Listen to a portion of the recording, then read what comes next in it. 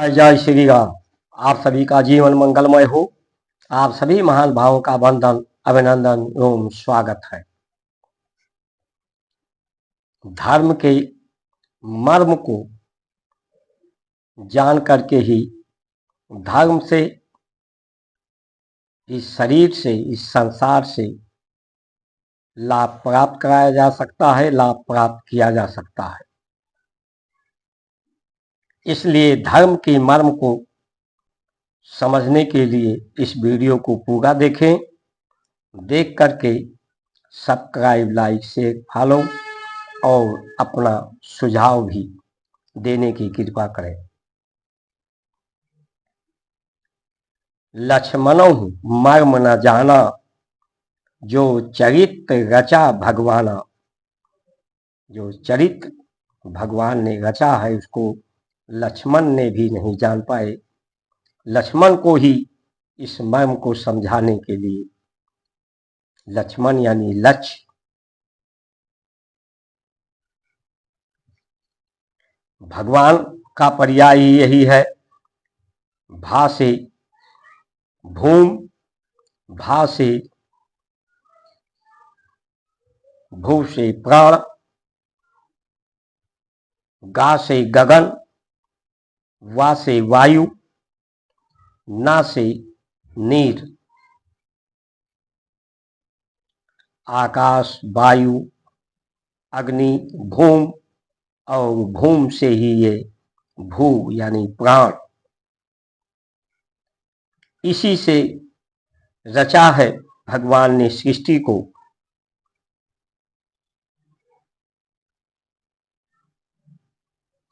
और इस सृष्टि को ये 5 तत्व हैं।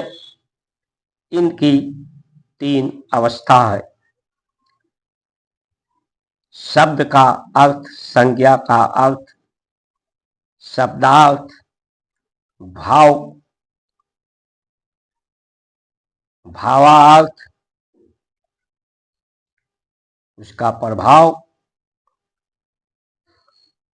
सारांश, सारांश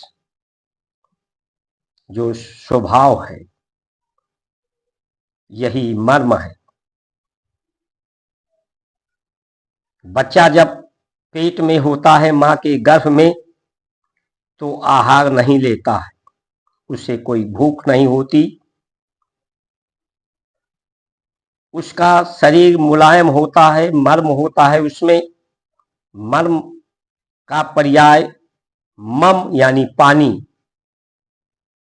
पानी का ही समूह उसके शरीर में होता है। ये मर्म ऊर्जा को, मां के द्वारा जो ऊर्जा प्राप्त होता है, उसी को सोख करके इसके अंग आयों का विस्तार होता है।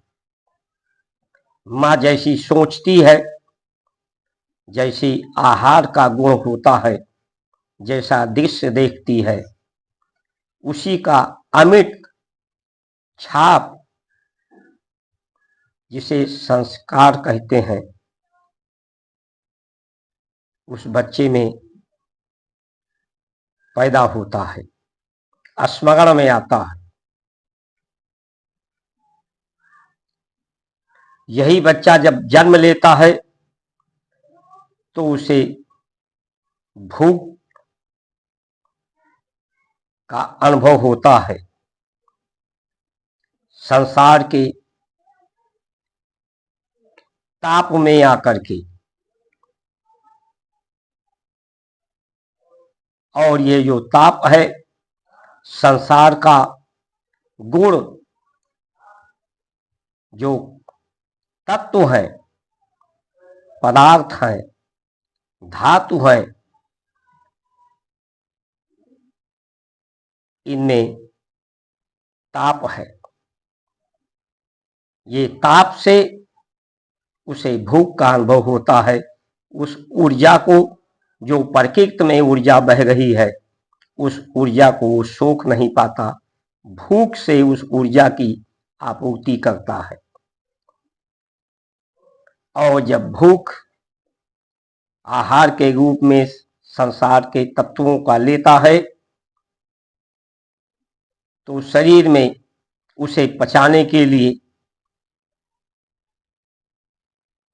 श्वास चलते हैं,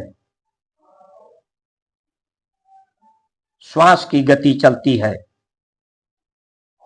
श्वास की गति से उसके शरीर में अग्नि पैदा होती है, जिससे ये मर्म पिघलने लगते हैं। यही मर्म जो 14 मर्म शरीर में है, इस 14 मर्म को जो जानता है, वहां पर स्पर्श, जोर से स्पर्श किया जाए उंगली से तो व्यक्ति की मृत्यु हो सकती है। जो शब्द विज्ञान को जानते हैं, शब्द विज्ञान के द्वारा शब्दों में अग्नि जिसके होती है, वो घात लगा करके ही व्यक्ति कहीं भी बैठा हो उसकी मृत्यु करा सकते हैं, मृत्यु की अवस्था में पहुंचा सकते हैं।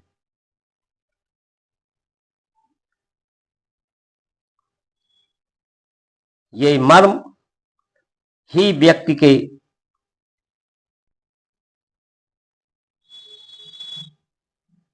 सुख दुख स्वस्थ रहने का कारण है। मर्म रहता है तो ये ऊर्जा को सोख लेता है। शरीर में जितना ज्यादा मर्म होगा, ऊर्जा को वो धारण कर पाएगा, जो ऊर्जा प्रकृति में बह रही है।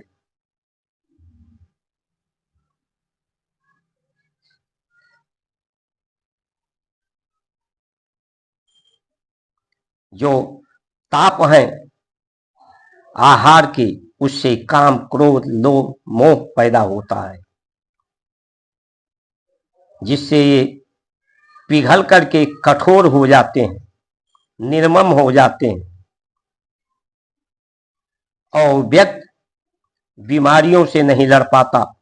उसकी शक्ति, सहन शक्ति, स्मरण शक्ति, पाचन शक्ति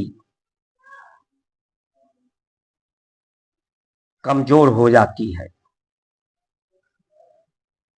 शांति अवस्था में यही धातु तत्व पदार्थ जब होते हैं तो एक संरचना, संगठित संरचना का विस्तार करते हैं।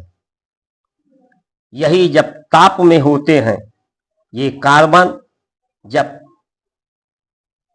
वायुमंडल में ब्रह्मांड तक पहुंचता है तो ये तत्व अणु, कण, परमाणु, न्यूट्रॉन में बदल करके आपस में टकराते हैं, जिससे गर्मी पैदा करते हैं, ताप पैदा करते हैं, संताप पैदा करते हैं, अवस्था को बिगाड़ते हैं। संगठित रूप को, संगठन को ये बाधा पहुंचाते हैं प्रकृति के गति में। अभी दिल्ली में जो ऑक्सीजन की मात्रा कम हुई, उसका कारण यही था कि कार्बन तत्व, धरती तत्व ये अणु के रूप में, कण के रूप में वायुमंडल में इनकी मात्रा बढ़ गई। ये जब गौ माता से, गोरस से शीतल होते हैं, धरती का तत्व धरती में रहे,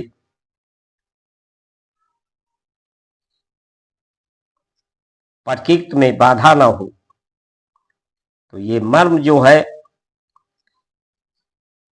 यही व्यक्ति को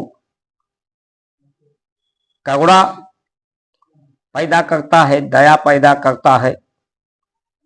सब कुछ शांति की अवस्था में रह करके सब कुछ जानने समझने का ये भारत का जो संस्कार, संस्कृति है, ये संपूर्ण विज्ञान है, संपूर्णता का विज्ञान है। इसमें शब्द विज्ञान है। शब्द जो कहा जाए उसका अर्थ न हो, उसका परिणाम न सिद्ध होता हो, तो उसका कोई वो अनर्थ ही होता है, वो व्यर्थ ही होता है। जैसे मम कहा जाए तो मम कहने से, मर्म कहने से मुंह में उसका प्रभाव पानी का अनुभूति होता है। बार बार कहा जाए तो एक ताप अग्नि का अनुभूति होता है।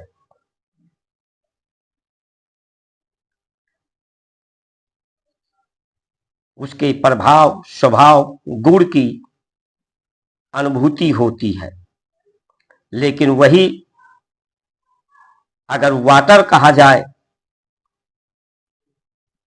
तो इसकी कोई अनुभूति नहीं होती है, उसका अर्थ ही नहीं। शब्द का अर्थ उसके प्रभाव गुण स्वभाव को प्रदर्शित नहीं करते, यानी इसे कहना कोई अर्थ साबित नहीं करता, कोई गुण कोई प्रभाव कोई स्वभाव को ये प्रदर्शित नहीं करता ये शब्द। तो अंग्रेजों ने जो नौकरी, मैकाले ने अपने पिता को पत्र लिखा था जिसमें कहा था कि भारत को हम नौकरी करने की प्रतिस्पर्धा बढ़ाएंगे, नौकरी को प्रतिष्ठा बनाएंगे और भारत की जो संस्कार संस्कृति है वो उत्तम खेती की बात करती है, क्योंकि खेती से एक दाने से कई दानों का विस्तार होता है। भारत की संस्कार संस्कृति विस्तारवादी है, नौकरीवादी व्यवस्था अहंकारवादी है, स्वार्थवादी है। भारत की संस्कार संस्कृति सबको वैज्ञानिक बनाती है। इस संसार में स्वतंत्र कौन है? ये शरीर की अवस्था स्वतंत्र नहीं है, ये अवस्था का परिवर्तन प्रकृति के अधीन है, जो सबकी अवस्था का परिवर्तन बाल्या अवस्था, जवानी, बुढ़ापा, मृत्यु सबको प्राप्त होती है। कोई तत्व की स्वतंत्रता नहीं है, कोई तत्व अपने आप में उसका अस्तित्व नहीं है। जैसे जल, जल का कोई अपना एक अस्तित्व नहीं है, एक अवस्था जल की नहीं रहती। जल दो पदार्थों से यच वो टू से बना है, एक निश्चित मात्रा निश्चित अवस्था में के कारण बना है, जिसकी अवस्था बदलती है। उसी तरह से मनुष्य पूरी जगत किसी का निजी अवस्था नहीं है, स्वतंत्र अवस्था नहीं है।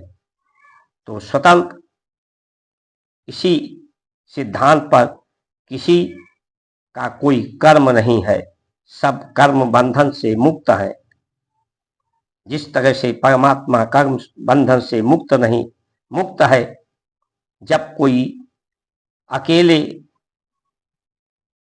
है नहीं, कई तत्वों धातुओं पदार्थों के संयोजन से संगठन से उसका निर्माण होता है, उसके मिलने से कार्य होता है, तो किसी का निज कार्य कहा है।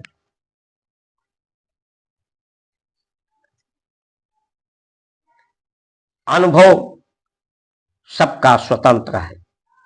हर मनुष्य को परमात्मा ने, अरबों लोग हैं लेकिन अरबों लोगों के जो आंख की रेटिना है अलग है, त्वचा सबकी अलग है, हाथ की रेखाएं, हाथ की निशान अलग अलग हैं, ये प्रदर्शित करते हैं कि सिर्फ स्वतंत्र आप हैं। सुख की अनुभव करने के लिए, उस आभा का अनुभव करने के लिए, अनुभूति कराने के लिए, सहानुभूति करने के लिए इस संस्कार संस्कृति का जो गणित है, एक एक को के साथ में कई एक को 10 एक एक को एक साथ में बराबर लिखा जाए तो 1 अरब हो जाता है, और गणित से इसे जोड़ा जाए तो सिर्फ 1 को 10 बार जोड़ा जाए तो 10 ही होते हैं। अध्यात्म में एक एक को शून्य करने की कि जब हम अकेले कुछ नहीं है तो कर्म भी हमारे अकेले का नहीं है, परिणाम भी हमारे अकेले के लिए नहीं है। तो मैं ना रहूं, तुम ना रहो, तुम्हारा कुछ नहीं, मेरा कुछ नहीं, मैं और तू को समाप्त करने की विधा भारत की संस्कार संस्कृति है कि मैं तू ना हो। सब शून्य समझें, कर्म शून्य, कर्म बंधन से शून्य हो, दुखों से शून्य हो। सब हम हैं और हमारा है, सब हमारे हैं। तूने ही सब कुछ दिया है, सब कुछ जिसने दिया है आपका ही है, आप ही सब ले लो, सबको अपना लो। ये भारत की संस्कार संस्कृति है। राजनीति जो पूरे विश्व की नीति है राज करने की, वो एक को साथ जोड़ने का नहीं, किसी को एक साथ ना रहने देने का ये नीति है। सबको नींबू की तरह से निचोड़ करके सबके अर्थ को स्वयं के लिए प्रयोग करने की, ये स्वार्थ को प्रयोग करने की ये नीति है।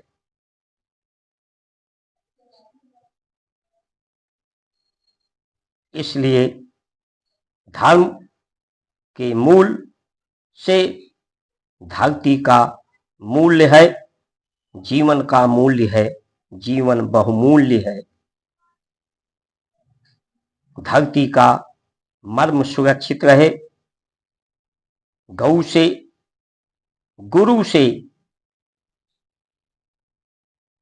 सद्विचार हो, सबको एक साथ जोड़ा जा सके, सबके अहंकार को शून्य करके कि सब एक ही हैं, एक से ही हैं, एक ही इच्छा, एक ही लक्ष्य, एक ही आश्रय, एक ही धारणा, एक ही ध्येय पूरे जगत की हो। जितने तत्व हैं, धातु हैं, पदार्थ हैं, सब में चेतना है, कण कण में वो व्याप्त है चेतना। लेकिन चेतना जब शांति अवस्था में होता है, उसमें मर्म की जागृति रहती है, तो ऊर्जा वही वो सोख लेता है और सब शांतिमय रहता है। शरीर में भी शांति रहती है जब प्रकृति धरती में शांति रहती है। और ये चंद्रमा का प्रतीक, चंद्रमा ही मन है, शरीर धरती है, आत्मा सूर्य है, प्रकाश है। इसीलिए इसे भारत कहा गया है। भास्कर से, भास्कर की शक्ति, सूर्य की शक्ति को मर्म की जागृति में उसे सोख करके सब सामर्थ शक्तिमान हो। दूसरे के लिए जो अच्छा है, दूसरे जिसे अच्छा कह रहे हैं, वो अपने अपने सभी अनुभव करें कि क्या हमारे जीवन में भी वो अच्छा है, वो श्रेष्ठ है, वो व्यवहार, वो आहार, वो वेशभूषा, भाषा, भोजन, ये भारत की संस्कार संस्कृति सब में सुधार की बात करती है। सभी में विज्ञान सम्मत हमारा वेशभूषा, भाषा, आहार, विहार और व्यवहार सब संपूर्णता का विज्ञान है कि इस शरीर को बीमारी अवस्था में बीमारग्रस्त होकर के या अपूर्ण इच्छा को लेकर के इस जो विज्ञान है संसार का अधूरा विज्ञान है, अपूर्ण विज्ञान है, इसे लेकर के हमारे में कोई कमी ना रहे, हमें किसी वस्तु की कमी ना रहे, पूरा संसार हमें सुंदर दिखे, पूरा संसार के लोग सुंदर दिखें, पूरी व्यवस्था हमें सुंदर दिखे। इस शरीर की अवस्था जो पूर्ण अवस्था है, पूर्ण अवस्था में अवस्था के अनुसार व्यवस्था बदलती है।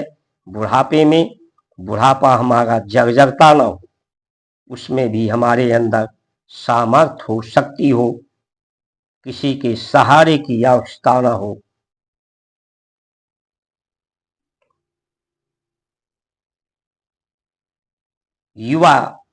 युवान रहें, बुढ़ापे में भी आयुष्मान रहें, दीर्घायु रहें, चिरंजीवी बने।